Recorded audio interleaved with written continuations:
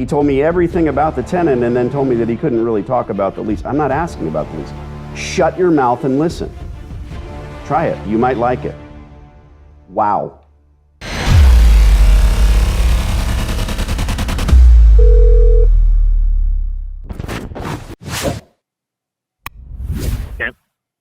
Ken.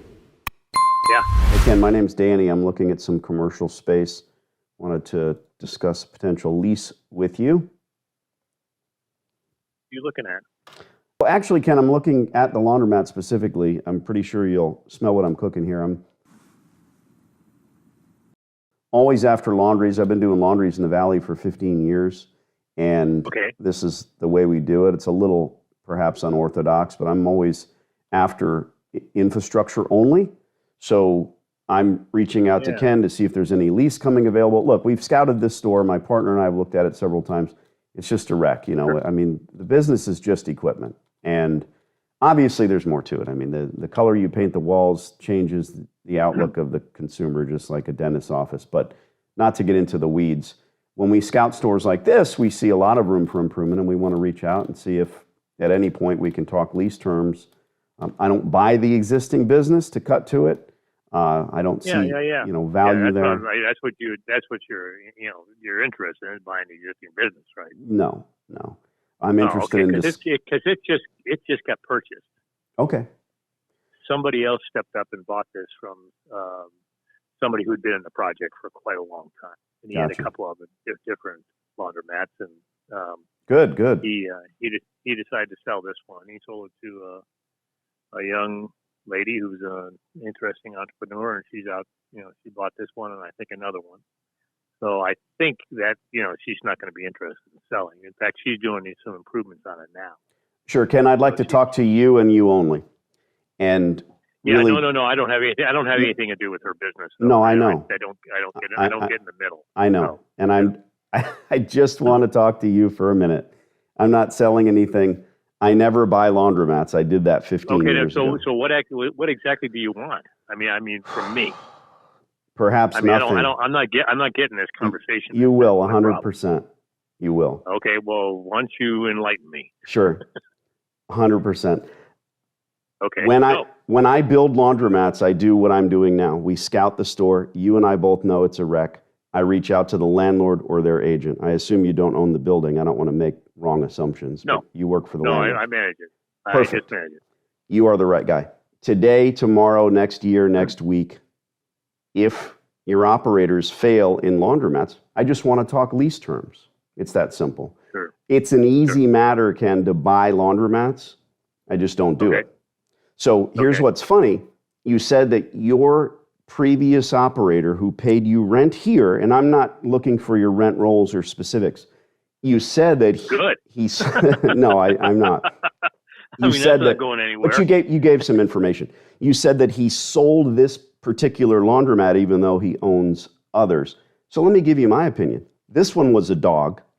It was time to offload that dog, and now you have a new tenant who bought it. It makes a shitload of money. We're not just doing this for money. We're doing it for a shitload of money. Sure. And I don't know if you know this area or not. This area is a laundromat. Got 36 stores and I can in tell you, Phoenix, you can have the most rundown, Utah, bullshit little laundromat and make a lot of money. And this little girl is doing it. She paid cash for it. She stepped up. She's putting some new machines in, fixing the place up. And I'm probably giving you more information than I should because I don't know who the hell you are. But at the end of the day, that laundromat makes a lot of money. Sure. I'm Danny D'Angelo. And she pays a good chunk of rent to be there. Sure. And she has no trouble with it. So, like I said, Ken, my thing is long-term relationships with landlords or their representatives. And it's really important. First of all, your time is valuable.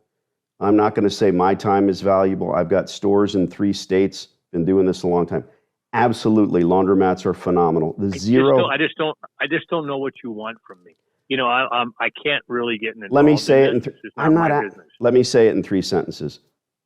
I'm not selling newspapers. Perhaps tomorrow you'll come across another building or another landlord who has a failing laundromat operator.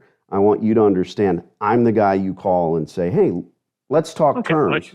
Then I put new equipment in. Give me your name and number again, and I'll make sure I write this down. 100%. And then again, if I run across the laundromat that it's got some issues with it, one of the projects we're managing, I'll give you a call. Now you get it. You can go and I'll get a contact number, and that is you could have cut to the quick on that. So anyway, at the end of the day, let's rewind the tape. It's not an art. Where are you from, Ken? Good. Where are you from? I'm from here. You're from Arizona? Yeah. You sound like a New Yorker. No. Is this your cell phone? It is. Good. And how did you get that? I got it from the smoke shop, the candlestick store. We have physically walked this laundromat more than once, or I wouldn't have called. Like you said, you've got a new operator who's going to retool it and spend the money. I don't want to get into the weeds with you. I don't buy laundromats because I don't want to spend the money on someone else's failure, period. Okay. Why don't you give me your name and number, and I'll write it down. Danny D'Angelo. This is my cell phone that you're looking at. D'Angelo. Okay. Good. Angelo. And I will text you my email address. I'd love to have yours, and I'll send you an email. You can crawl up our ass. You can see all the laundries. Merry New Year. Yeah. Well, and why don't you give me your number and before I don't lose it here. So why don't you just give me verbally your number? I'm not on your cell phone. I thought I was. You could be. And I'll deal with that. I'll just have it on my cell phone. Okay. All right, David. I'll call you if I come across something. How many assholes we got on this ship anyhow? Yo! I knew it. I'm surrounded by assholes. Did you have a pen to write my number down? Well, yeah, but that's okay. But my name is Danny, and I said it 4 times. Danny. Dave? D-A-N-N-Y. D-A-N-N-Y. Okay. Dane. Okay. D'Angelo. D'Angelo. Okay, I'm sorry. Sorry, so that was Dave. Anyway, God bless you. I couldn't stand any more of it. Couldn't do it anymore. Yeah, he seemed a couldn't do it anymore. It seemed like a real thing. Sheesh. Bless you.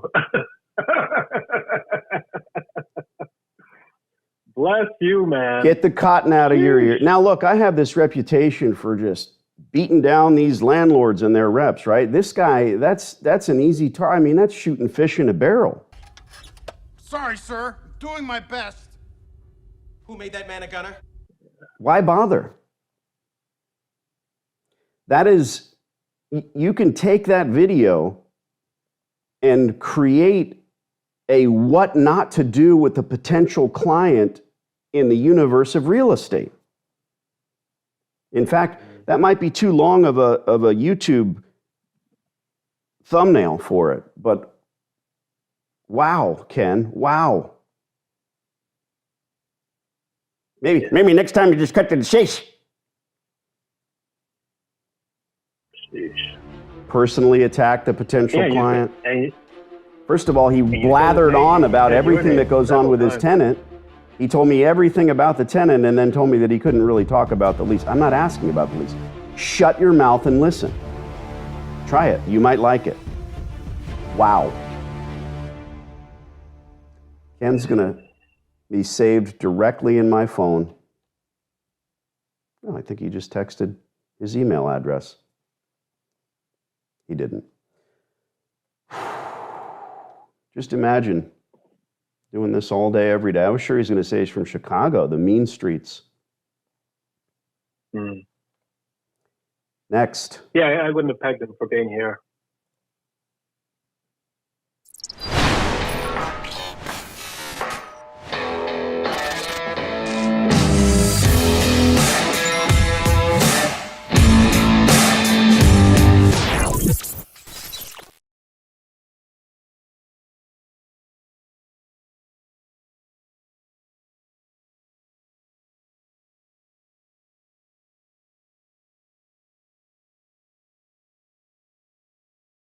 I'm pretty sure this hot water heater's got a few more good years left in it.